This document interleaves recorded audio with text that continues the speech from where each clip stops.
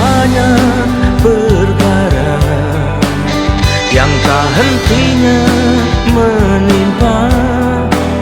Tak kuasa menanggungnya, hidup terasa teramat sengsara. Begitu berat derita, badai hidup yang menggelora.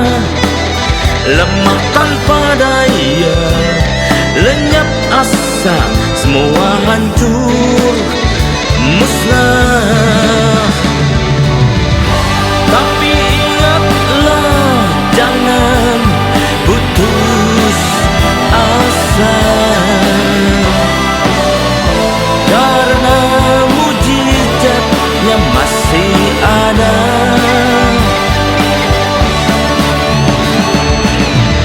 Janganlah pernah berhenti berdoa sampai mujizat menjadi nyata.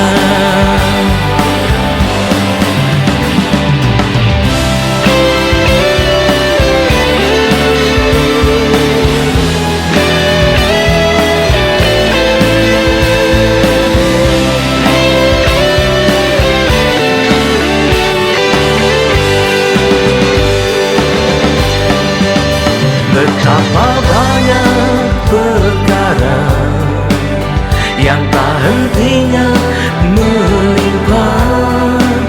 Tak kuasa menanggungnya, hidup terasa teramat sengsara.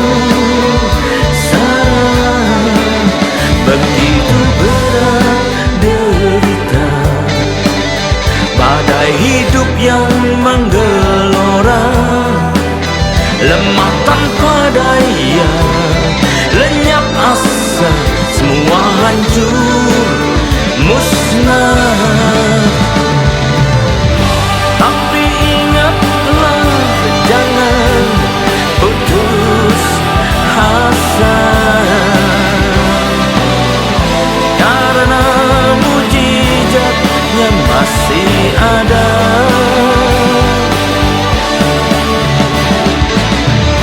Janganlah pernah berhenti berdoa sampai mujizat menjadi nyata.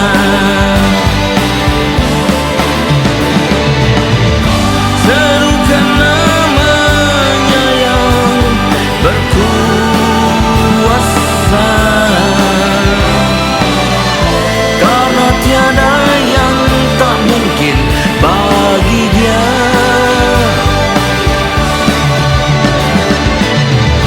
Bila kau benar-benar percaya,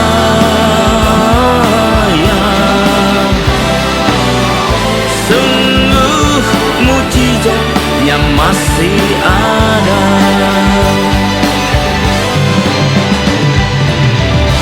Sungguh mujizatnya, sungguh mujizatnya, sungguh mujizatnya masih ada.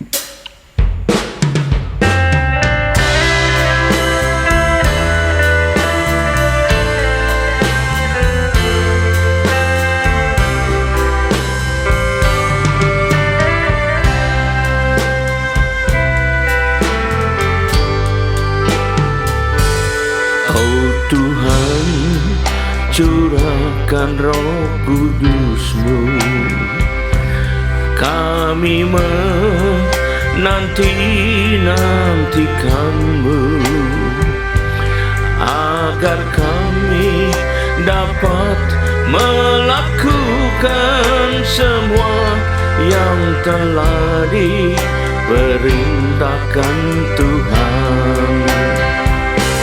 Ya Tuhan, urapilah kami dan Roh-Mu, lengkapilah kami dengan kuasa-Mu.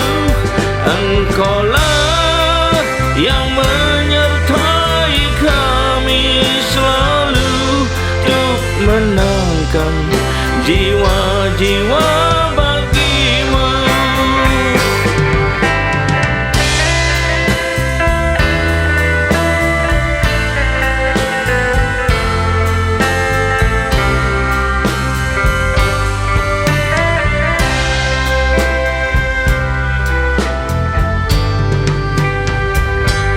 Oh Tuhan, curahkan Roh Kudus-Mu, kami menanti-nantikan-Mu, agar kami dapat melakukan semua yang telah diperintahkan Tuhan. Ya Tuhan, urapilah kami dan Roh-Mu, lengkapilah kami dengan kuasa-Mu. Engkaulah yang menyertai kami selalu untuk menangkan jiwa-jiwa bagi-Mu. Engkaulah yang menyertai kami selalu untuk menangkan jiwa-jiwa bagi-Mu. Engkaulah yang menyertai kami selalu untuk menangkan jiwa-jiwa bagi-Mu.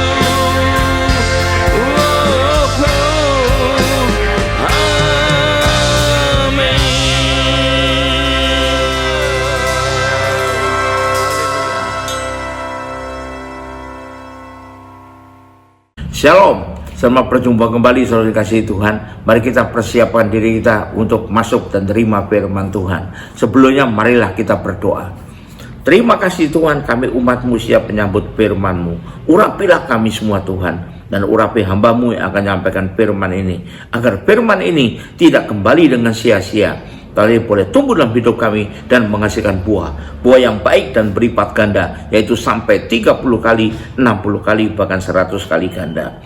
Dan berikan juga pada kami semua Tuhan urapan khusus daripada-Mu, yaitu urapan khusus roh hikmat dan wahyu, agar dengan demikian Tuhan, maka terbukalah pikiran kami dan kami boleh mengerti dan menangkap maksud dan isi firman-Mu ini dengan baik dan benar, yaitu tepat seperti apa yang sesungguhnya Engkau maksudkan kepada kami semua. Terima kasih Tuhan, kami siap sambut firman-Mu hanya dalam satu nama yang berkuasa, yaitu nama-Mu Tuhan Yesus Kristus. Haleluya, amin. Nah, sekali lagi shalom dan kasih Tuhan. Kita persiapkan diri kita untuk menerima firman Tuhan.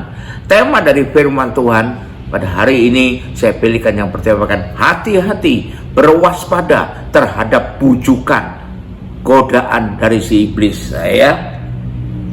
Kita tahu bahwa dunia akan dekat dengan akhirnya sudah. Kita sudah katanya memasuki akhir zaman. Nah, kalau itu kita percaya, maka kita tahu bahwa akhir segala sesuatu juga sudah dekat. Termasuk juga akhir dari segala pekerjaan si iblis juga sudah dekat. Di masa-masa seperti itu, maka musuh ini akan semakin nekat untuk berusaha menjatuhkan kita. Dia tidak bisa menjatuhkan Tuhan karena tidak punya kemampuan, tapi dia berusaha untuk menyakiti hati Tuhan, membuat Tuhan sedih dengan menjatuhkan anak-anaknya. Terutama kita sebagai anak-anaknya, orang percaya adalah sasaran utamanya. Dengan cara apa? Macam-macam. Kalau pertama, dia dengan cara kesusahan ditimpakan pada kita, pencobaan ditimpakan pada kita, maka biasanya orang percaya sudah lebih mengandalkan Tuhan, maka itu kurang begitu berdampak yang menyenangkan hatinya. Maka dia punya cara lain, yaitu cara bujukan atau tipuan dari si iblis. Nah, ini loh, ya, dia suka menggunakan cara itu. Nah, kita baca dulu Apa kata firman Tuhan? Dia manfaatkan juga apa kata firman Tuhan. Karena kita ini masih manusia terdiri darah dan daging. Walaupun kita harusnya sudah menyalipkan segala keinginan daging kita.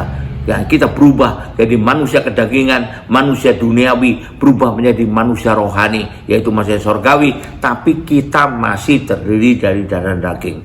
Jadi ada keinginan daging itu, tapi perlu sangat dikendalikan. Nah, dia tahu hal itu, maka dia mau menyerang hal itu. Kita lihat di Matius 26 ayat 41. Iblis pintar sekali ya melihat kelemahan kita di mana. Matius 26 ayat 41. Firman Tuhan mengatakan, mengajarkan pada kita semua. Berjaga-jagalah dan berdoalah, berwaspada, berdoa, minta perlindungan, minta kekuatan dari Tuhan, supaya kamu jangan jatuh ke dalam pencobaan. Karena roh memang penurut, tapi daging lemah. Jadi kalau tidak mengendalikan kedagingan dengan baik, maka kita akan jatuh dalam kelemahan. Nah, iblis pun tahu itu, makanya kita perlu berjaga-jaga supaya tidak jatuh dalam pencobaan, tidak jatuh dalam bujukan, tidak jatuh dalam godaan si iblis, tipuan si jahat. Ya, kita lihat apa saja yang dia mau lakukan ya. Yang pertama, dia ingin untuk kita hanya digoda, dibujuk untuk lebih mengikuti, lebih mementingkan segala sesuatu yang duniawi. Dengan alasan itu kan di dunia begitu, kita masih hidup di dunia, kita perlu menyesuaikan diri dengan dunia. Nanti dulu, banyak juga, atau bahkan bukan banyak juga ya, ada juga orang percaya yang mengatakan kita kan hidup di dunia, kita perlu sekali menyesuaikan dengan dunia. Loh, lupa bahwa firman Tuhan mengatakan dunia ini ada di bawah kuasa si jahat. Loh. Jadi kalau kita menyesuaikan diri dengan dunia terus, berarti kita menyesuaikan diri dengan si jahat. Wah, berarti kita pengikut si jahat. Dan firman Tuhan juga mengatakan lagi, dunia ini makin lama makin jahat. Jadi makin kita sesuaikan, kita juga akan semakin jahat. Jadi hati-hati, perlu diwaspadai, perlu dipilah-pilah dengan baik, dengan dasar pengertian akan firman Tuhan dengan baik dan benar. Dan kita perlu tahu ya, tapi justru si jahat ingin membujuk kita, ingin mencobai kita, ingin menggoda kita, supaya kita lebih mementingkan yang duniawi ini. Dengan alasan, itu kan duniawi, manusiawi. Nah ini, manusiawi yang paling penting dalam hidup ini. Saya mau katakan, bukan manusiawi yang paling penting, tapi manusia sorgawi yang paling penting. Ya, jadi bukan manusia, karena manusiawi itu adalah manusia duniawi. Ya, jadi jangan kita terlalu mementingkan hal yang duniawi. Jangan kita mengikuti dunia saja. Dunia makin joget-joget, kita juga makin joget-joget. Dunia makin teriak-teriak, kita juga makin teriak-teriak. Dunia makin guling-guling, kita juga makin guling-guling. Supaya sesuai dengan dunia. Orang mengatakan, mengikut dunia. Kalau tidak mengikut dunia, kolot lu. Tahun 45 lu, generasi 45 lu. Sekarang sudah tahun 2024, lu masih tahun 45 aja. Terserah apa kata orang. Yang penting kita ngikuti apa kata dan ajaran firman Tuhan. Amin. Nah, jadi kalau kita mau melakukan itu, kita perlu pertama-tama berwaspada, sadarlah dan berjaga-jagalah kata firman Tuhan. Karena musuhmu, lawanmu, si iblis berjalan-jalan keliling seperti singa yang mengaum-ngaum mencari orang yang dapat dimaksanya, dapat ditelannya. Jangan sampai kita jadi mangsa si iblis, bisa ditelan oleh si iblis, singa yang mengaum-ngaum itu. Ya, dia ngomongkan seperti itu. Kita perlu tahu ya. Jadi kita baca dulu pertama Roma 8 ayat 6. Tentang hal ini kita baca di Roma 8 ayat 6. Maaf, bukan saya mengatakan kita harus meninggalkan dunia, tidak juga. Tapi kita meninggalkan keduniawian. Bukan pindah dari dunia ke planet apalah, tidak tahu, bukan begitu maksudnya ya. Kalau Tuhan belum angkat kita, maka itu belum waktunya. Kalau Tuhan belum panggil kita, itu belum waktunya ya. Ini ada tempat Tuhan menggodok kita supaya kita makin lama makin dewasa secara rohani. Roma 8 ayat 6 mengatakan, karena keinginan daging adalah maut ya, tapi keinginan roh adalah hidup dan damai sejahtera. Ayat 7 mengatakan, sebab keinginan daging ada perseteruan atau permusuhan terhadap Tuhan Allah. Karena ia tidak takluk kepada hukum Allah, hal ini memang tidak mungkin baginya. Karena keinginan daging itu biasanya dikendalikan oleh si jahat. Nah, kita perlu tahu dengan baik ya. Yang kedua, setelah jalan dengan ini, maka bujukan si iblis ini, godaan si iblis ini ya, membuat kita tidak bisa, bahkan tidak mau menanggalkan keinginan daging kita. Kita pertahankan terus. Itu tidak apa-apa, orang lain juga gitu kok, orang semua di dunia juga gitu kok. Kalau kita pikir seperti itu, karena dunia ini kan akan binasa, masa kita ngikuti itu semua ya. Kalau kita benar-benar adalah milik Kristus, maka keinginan daging harus sudah kita salibkan. Apa arti kita salibkan itu? Artinya tidak bisa lagi menguasai kita, tidak bisa lagi memerintah kita. Kita baca Galatia 5 ayat 24. Barang siapa saja yang menjadi milik Kristus Yesus, atau merasa menjadi milik Kristus Yesus, atau ngaku-ngaku milik Yesus Kristus, maka ia telah menyalibkan daging dengan segala hawa nafsu dan keinginannya. Coba perhatikan, kalau daging dan segala keinginan hawa nafsunya disalibkan, maka tidak lagi berkuasa untuk mendorong kita melakukan apapun juga. Contohnya, kalau ada orang disalib, tangannya sudah dipaku ke atas, kaki yang dipaku ke bawah, lalu punggungnya gatel, bisa nggak garuk-garuk? Sebentar ya, saya garuk-garuk dulu ya, gatel. Dan nggak bisa. Mau gatel, mau perih, mau apa, ya sudah nggak bisa karena sudah disalibkan. Jadi walaupun masih ada mungkin, tetapi tidak bisa menguasai diri kita, tidak bisa mengendalikan diri kita lagi, tidak bisa merintah kita lagi karena sudah disalibkan, jadi tidak berdaya lagi. Nah itu maaf. Jadi itu adalah bagaimana kita menjaga diri terhadap godaan si iblis itu. Ya, berikutnya yang masih juga berkaitan, jangan gampang begitu saja untuk mengikuti apa kata orang banyak. Jangan gampang. Oh itu pengikutnya banyak, jadi itu pasti benar. Oh itu pengikutnya banyak, jadi itu pasti yang paling baik. Hati-hati, karena yang banyak belum tentu benar. Nanti misalnya ada pengajaran dari dianut oleh sebuah gereja tertentu, tidak saya sebutkan apalah, saya tidak menyebutkan, ini seumpamanya saja. Pengikutnya banyak, berarti pasti itu benar, pasti itu dahsyat, berarti saya harus ikut sana. Bukan demikian. Nanti pada akhir zaman, ya, kalau antikris muncul, pengikut yang paling banyak itu siapa yang pengikut paling banyak? Antikris. Bahkan mungkin hampir sedunia, miliaran orang. Apalagi kita bilang, oh itu yang paling benar ajaran antikris, saya harus ikut sana. Nggak bisa begitu ya, mengikuti apa saja kata orang. Contohnya pada waktu Yesus disalibkan, orang banyak yang malah mengendalikan si Pilatus, sehingga tidak bertanggung jawab lagi, tidak melakukan wewenangnya, tapi malah serahkan pada orang banyak untuk menyalibkan Tuhan Yesus. Jadi yang menjatuhkan hukuman mati pada Tuhan Yesus bukan Pilatusnya, tetapi orang banyaknya, orang Yahudi ini. Pilatus cuma tidak bertanggung jawab gitu aja, tidak mau megang kekuasaannya, tidak mau megang wewenangnya itu. Tapi yang menjatuhkan hukum mati adalah orang-orang Yahudi yang dihasut oleh para ahli Taurat dan orang-orang Farisi. Nah, jadi jangan asal mengikuti orang banyak saja. Apa kata orang banyak pasti benar, nanti dulu. Ini kita dalam bidang teologis, bidang kerohanian, bukan dalam bidang apa misalnya politik lah atau bukan. Jadi bukan yang paling banyak yang pasti paling benar, tapi yang paling benar adalah firman Tuhan. Yang paling benar adalah Tuhan sendiri, karena firman Tuhan adalah kebenaran itu yang sejati. Ya, jadi jangan gampang untuk mengikuti orang banyak ya, atau hanya orang yang diikuti orang banyak. Kenapa? Orang itu sangat diidolakan, sangat terkenal, sangat dipuja-puja. Hati-hati. Sangat ditakuti, sangat disegani, sangat dihormati. Hati-hati ya.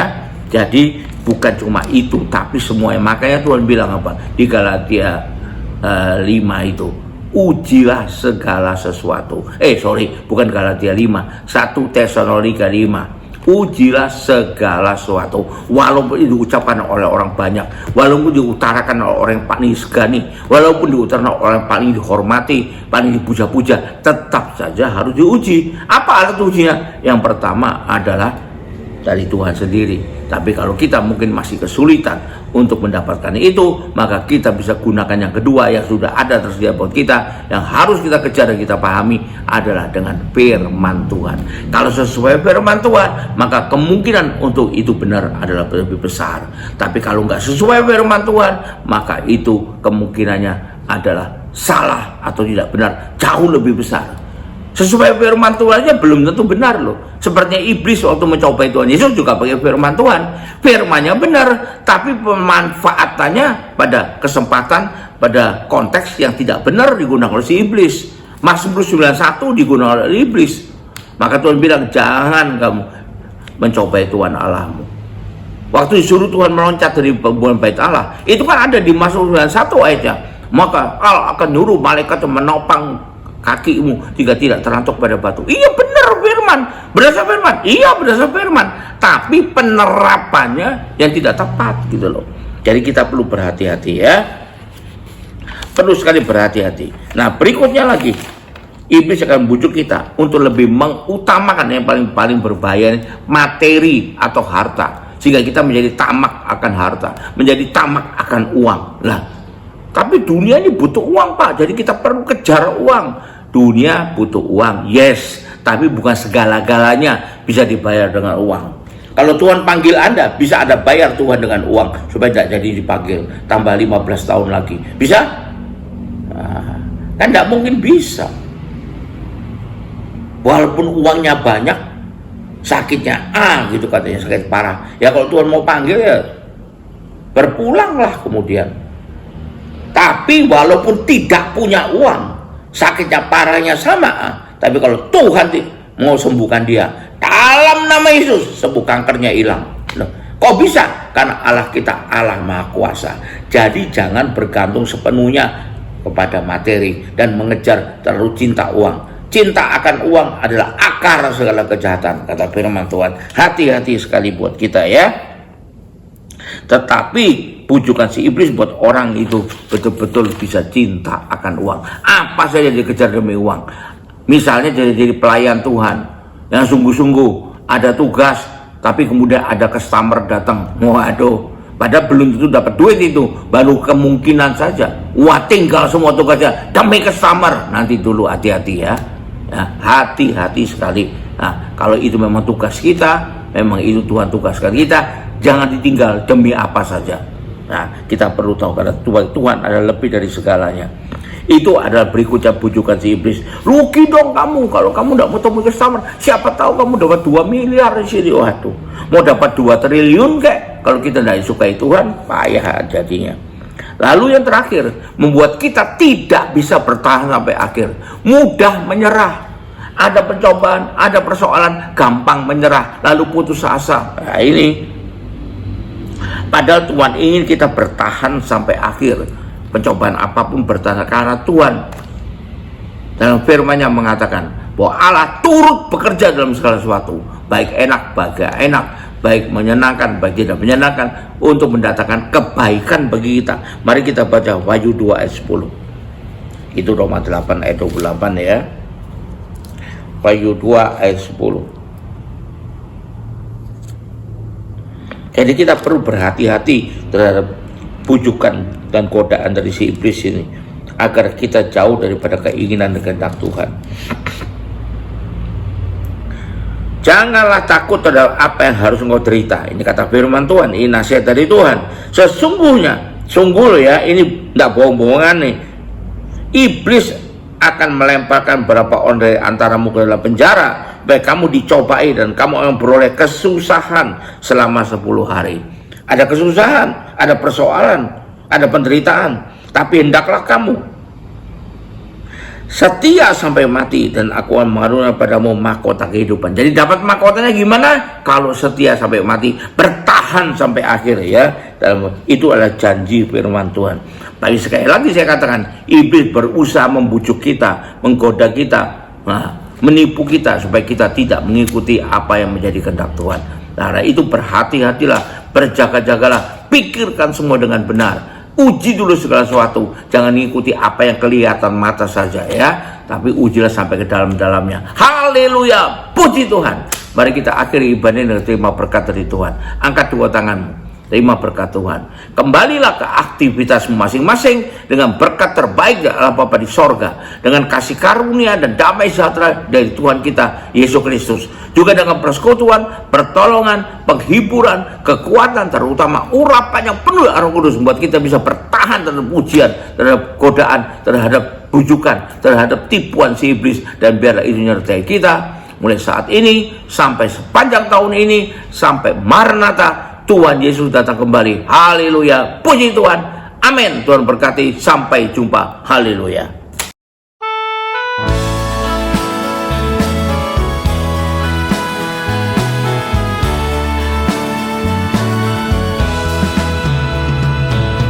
Oh Tuhan yang ku puja dan ku sembah selalu, Tuhanlah tumpuan dan harapan dalam hidupku. Bila ku dalam susah dan cobaan menghantui, hanya Tuhanlah yang ku seru selalu.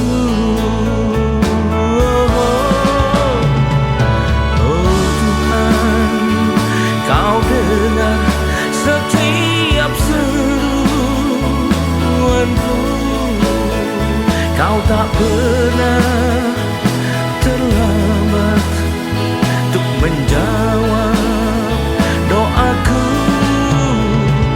Tangan-Mu selalu menolong pada waktunya. Yesus Tuhan, awalku yang hidup.